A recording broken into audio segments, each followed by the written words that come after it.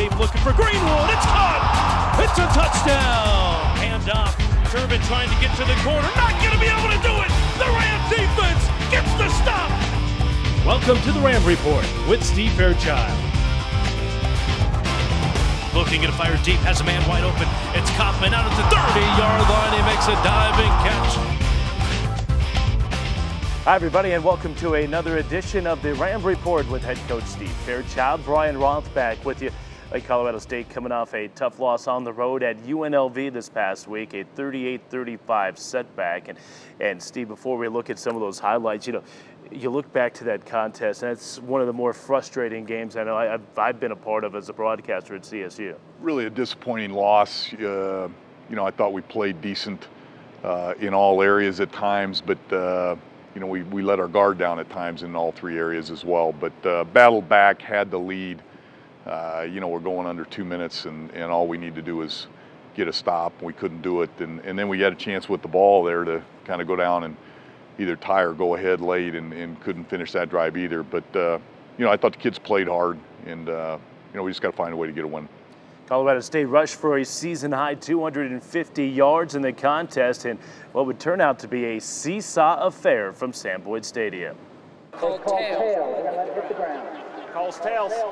From the shotgun, Riley, low snap. He corrals it though, fires over the middle, ball intercepted. Shaquille Barrett has it at the 50, down the far sideline to the 30, to the 20, Barrett to the 10, to the 5, touchdown, Colorado State. Shaquille Barrett, his second touchdown of the season. Second down at 7. Costa Carter, now the reverse, running near side, lead club. Club not going to throw, now we'll cut upfield at the 45-50, broken to clear, 45-40, down to the sideline 30, to the 25-20, it took a big hit. UNLV showing blitz, they won't come. Nwoke running left side, huge hole, 45, midfield, 45-40, down the far side, 35-30, lowered the shoulder as he got to the 25-yard line. Caleb Herring wants to pass on third down. Here comes pressure from the back side. C.J. James is in for the sack back at the 45. Colorado State knocking on the door. Thomas will play fake, rolling to the right, man wide open. Gilmore, that ball caught, touchdown, Colorado State. In 3rd and 10 from the 12, here comes the blitz. Thomas in trouble, eludes it, now tucks it under at the 10. Thomas the 5, he's in for 6. Pete Thomas, offset eye behind him with Nwoke as the deep back. Toss sweep, Nwoke left side, he's in for 2. And it's 31-28. No wind to speak of, ball near hash, snap is good, it's blocked. Picked up by Austin Gray at the 40. Gray's at midfield. Gray's down the far sideline to the 30, to the 20. Cut up field at the 10, and he's down all the way to the 4. Double tight end set. Give to Nwoke, running left side, lowers the shoulder. He's in for 6. Check that 28. Pete Thomas drops in the pocket, now under pressure. Tries to fire through an interception. Picked off by Mychal at the 23, running parallel. Now he downs it at the 25. Well, again, 38-35, the final score. UNLV pulls it out. And I know one of the big problems for you guys, turnovers, and not just turnovers, but turnovers that were critical turnovers. No question. We had a couple opportunities there. And we end up fumbling the ball or whatever and giving them pretty good field position. But, you can never in a game like this point to one play. It's just a series of things here or there. And at the end of the day, you got to make 1 or 2 more plays than you did and give UNLV their credit. The run game really got going for you. I imagine you felt confident with the run game going in against UNLV, but I thought you guys did an exceptional job, and Chris Nwoke was very good. Yeah, Chris really did. We did a nice job getting him started with the line up front, but I thought Chris, once he got square and running downhill, was exceptionally good. Yeah. Kevon Cartwright getting some playing time, of course, just his second game back, and hauled in his first 2 college receptions. Yeah, Kevon's a very talented young man, and just kind of learning our offense, and as we go further in the season, his role will expand. But it reminds me of Corey Sperry. He got a chance to be an outstanding receiver at the tight end spot. Yeah, when you talk about other phenomenal performances here this week, with Shaquille Barrett just continues to get better for you, and he scores his second defensive touchdown of the year. Yeah, and that was a huge play, and got us back in the game. But when you put the tape on all year long, Shaquille's been special. He's a very, very talented player and really doing a nice job for us. Yeah, I know it was kind of feast or famine with your special teams. Obviously, you give up the big kickoff return, but you also get a blocked field goal. That was a pivotal play. Well, that was we needed a play right there and got a block and a return and set us up for the go-ahead touchdown. Yeah. UNLV, obviously they had struggled a little bit. You thought, I imagine, that they'd come out hard on you guys. They had a bye week. They were really looking at the CSU game as a big one too. Yeah, they were obviously, and any conference game on the road is going to be a tough one. But you know, it's like I said, disappointing loss because I felt like we took control of that game in the second half and it was there to win for us. Yeah. Did you think that they'd be able to run the football the way they did against you guys? You know, we wore down a little bit defensively. You know, and when you wear down, then you're susceptible to somebody grinding out some run games on you. But again, if you limit the big plays, that stuff doesn't beat you. Yeah.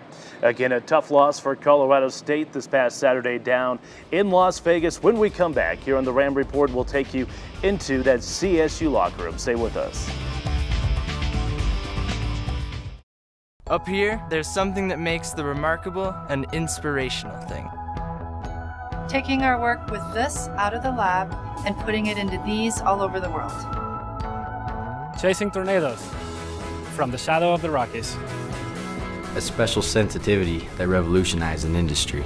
All of this in a great Colorado town. It's an exciting place to live and learn! Colorado State University. Inspiration happens on higher ground. Twitter is great. Here's one. That darn cat is in the tree again. Where's a 7-footer when I need one? Here, kitty, come on. Heard you're looking for a 7-footer. Wow, Coach Miles, this is crazy. I just tweeted that. Trevor, you got this? Yes, sir. Yeah, he's more of a dog guy. This ought to do the trick. Okay, thanks. That's what we're here for. Go Rams! 43,000 CSU Ram alums call Denver home. Now it's easier for Denver Ram fans to stay connected with CSU. Visit the all-new Colorado State University Denver Center, where all Ram alums will feel at home. You can make professional connections, enjoy events with other alumni. You can even show your Ram pride with all the best CSU fan gear. Stay connected with CSU. Visit us at 17th and Glenarm or online at rams5280.colostate.edu.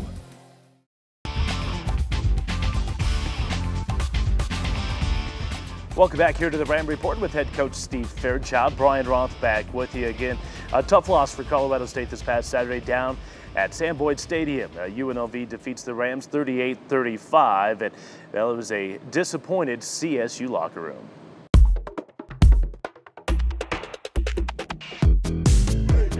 Let's go! Rams down 3-0, straight up the middle. There's Nwoke, big hole out across the 40. This one was a big one we really needed. You know, we were fighting for our whole team, and we just let this slip away, and we just got to keep our heads up and keep grinding. So fires over the middle, ball intercepted. Shaquille Barrett has it at the 50. I think somebody forced pressure and made him do it like straight to me, and I ain't had to really do that much. But I caught it and just ran. Shaquille Barrett, his second touchdown of the season. We all believe, we all thought we could pull it out. Everybody was faithful, and like our motto is believe, believe, believe. Here hash, snap is good, it's blocked! Picked up by Austin Gray at the 40. Shaq made a really good play on blocking the field goal, obviously, and you know, just doing what we can to win the game, obviously, but you know, obviously it's a tough loss. Our defense, we need to start being more consistent. That's all we need to work on, our consistency, and just like playing every play, just focus on that one play and don't worry about the next play, or after that, just when that play comes, focus on that play. Pressure, and down he goes, back at the 14. We did what we could. I mean, we put it all on the field. Definitely was a couple plays we wish we had back, and we're going to get to work in the bye week, making sure we finish after those drives, but we were able to move the ball, which is real good. Obviously, you know, it was a big game we needed, and we got a young team, so we got to make sure leaders come in and make sure all the guys are heads up, still believing, and there's still a chance, so we're not done. The final score of today's Mountain West Conference matchup, the Rebels 38, the Rams 35. Well, again, that's a tough locker room to be in, and I know those are locker rooms where you feel like you probably should have won the game, had chances to win the game. Those are the hardest locker rooms. Yeah, they're hard, and you just feel so darn sad for the kids because they put so much effort into a game like that. And, you know, it's a football team that cares. There's a lot of guys in that locker room that really care deeply about the outcome. So it's, you know, it's tough, but it's part of the game. Yeah, well, injuries are part of the game as well, and CSU has certainly had their fair share of them this year. Not just the amount of injuries, but the injuries to the key players. And, of course, one of those guys, and really none bigger than Mychal Sisson, the Ram star linebacker. And Steve, talk a little bit about Mike because, you know, you see him down there on those sidelines, and I know he's coaching up the kids, but he's not wearing that boot anymore. No, he's not. You know, he's rehabbing pretty good, and you know, we lost Mike early in that second game, and it just, you know, it's hard on a football team when your leader, like Mike is, you know, gets an injury and can't play. But he's stepped up. He's, you know, helping coach at practice. Still very much out in front of our football team, a vocal leader, and really doing a nice job. We hope to get him back at the tail end of the season. Yep, even though he's not on the field, he's on every road trip, and of course Mike Sisson still right there coaching up his teammates. Tripped up, no, he's still on his feet into Bear territory, down to the 45-yard line, and now we have another Ram that has dropped here. Basically a fluke injury. Punt return, you know, I went for a block, and then I guess my foot got stuck in turf and ended up breaking my ankle. I did that the whole game, you know, up until that point, doing that same exact technique. I guess it was my time to to get hurt, go down or whatever, you know. I always say things happen for a reason, so I'm just taking it as that it happened for a reason. Again, you're going from one of the best linebackers statistically in the country to a redshirt freshman. Kind of hurts, you know, not to be out there with them, but at the same time, you know, I always tell them, you know, I'm there regardless. I'm still be there in your ears when I come off the field. They want me here, you know, and I want to be there for them. So I'm going to continue to do as much as possible, you know, to still be there for them and show them that I'm still the same person I was and still the same, you know, leader that I was at the beginning of the season. What he can do to make his team better. That's the type of kid Mike Sisson is. It's the same role, but it's kind of different. You know, I'm kind of more in a coaching mode right now. It's just trying to coach guys up, you know, tell them what I see from the sideline. And still trying to go 100 miles per hour, you know, with my rehab. You know, that's what they need me to do right now is just to rehab, you know, and come back stronger than before. I've been telling everybody I'm going to come back for a TCU game because that'll be a great game to come back for, especially it'll be a homecoming game for myself, and then it'll just be a great game against a great team. I feel it's very possible for me to come back for that game. Yes, I got a new goal, and that's to come back full force better than ever. Recovery back in the end zone for the Rams. Mychal Sisson.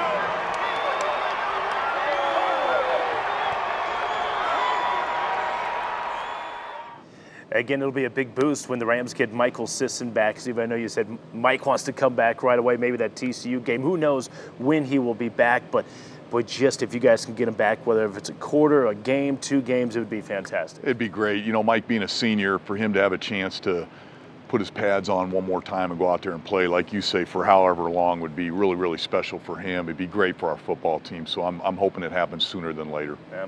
It'd be great to get number 6 back out there in that Ram jersey. All right, we'll step aside. More to come here on the Ram Report with head coach Steve Fairchild. When we come back, John Olienyk, professor of economics here at